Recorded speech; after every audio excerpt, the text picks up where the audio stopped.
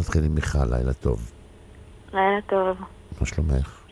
בסדר, תודה, מה שלומך? בסדר גמור. ספרי לנו מעט עלייך. אני בת 27.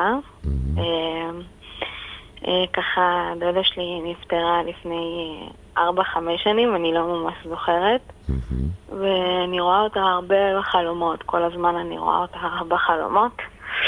אז לפעמים אני רואה אותה שטוב לה, לפעמים שלא כל כך טוב לה, אז ככה הייתי רוצה לדעת אם היא כועסת עליי, אם היא רוצה להגיד לי משהו. היא רוצה להגיד לה משהו ליאת? אני אגיד לך מה אני מרגישה.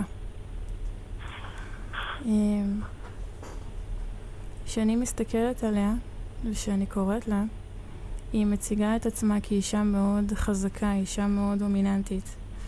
מצד שני, היא מציגה אותה כמו אימא, אוהבת, מחבקת, שמה גבולות, ומה שהיא כל הזמן אומרת, היא אומרת שאת מרגישה מאוד עבודה, שאת מרגישה לבד, שאת מרגישה מאוד בודדה, והיא מנסה דרך החלומות, מצד אחד לשדר לך שאיתה הכל בסדר, אבל לנסות להסביר לך שאת צריכה לשפר את החיים שלך. אוקיי, זה נכון מה שאמרת עליה.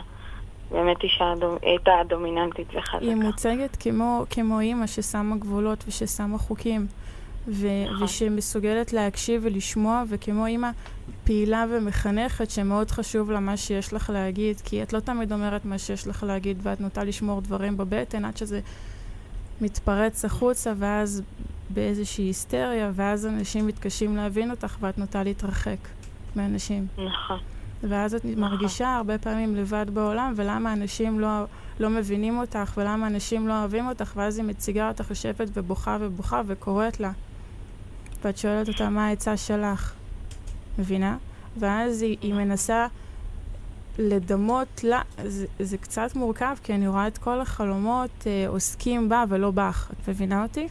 נכון, זה נכון. כי כל הזמן אני רואה אותה מתמודדת עם כל מיני סיטואציות, ומנסה לפתור אותם, והתחושה היא שהיא לא רוצה להפחיד אותך, אז היא לוקחת, אם תנסי לראות את הסיטואציה שהיא מתארת לך שזאת היא שם, תנסי לראות את עצמך, כי היא מנסה לתת לך פתרונות דרך החלומות.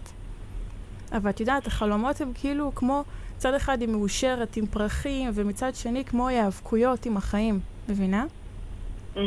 כן. והיא לא כועסת עליי? היא דואגת לך. את נוטה להתרחק מהאנשים שאת אוהבת. את מעדיפה לשמור הכל לבטן ולא להגיד את האמת שלך בפרצוף. ואת נוטה להגיע למסקנות מהירות מדי לגבי אנשים. את בן אדם מאוד עדין, שמאוד חשוב לך שאנשים יאהבו אותך, ואת בן אדם שעושה את המקסימום שלך בשביל לתת מעצמך לאנשים, והתחושה היא שכולם מסביבך הם כפויי טובה. לפחות ככה את מרגישה.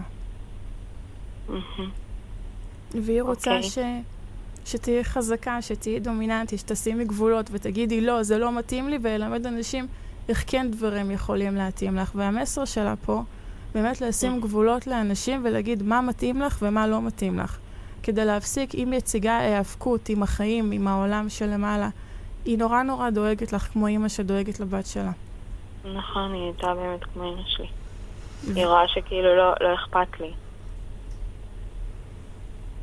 חשוב שיהיה לך אכפת מהחיים של עצמך, את קובעת את החיים שלך ואת אדון לגורלך, והיא מנסה לדחוף אותך לעשות את השינוי כי מגיעה לך להיות מאושרת. ואת יכולה לשאול אותה עוד משהו? לא, אנחנו לא יכולים כי יש המון מאזינים וכולם רוצים לשאול. אני מקווה שתוכלי לישון בשקט הלילה. תודה רבה. לילה טוב. תודה רבה, ביי. ביי. שיחות לילה עם אבי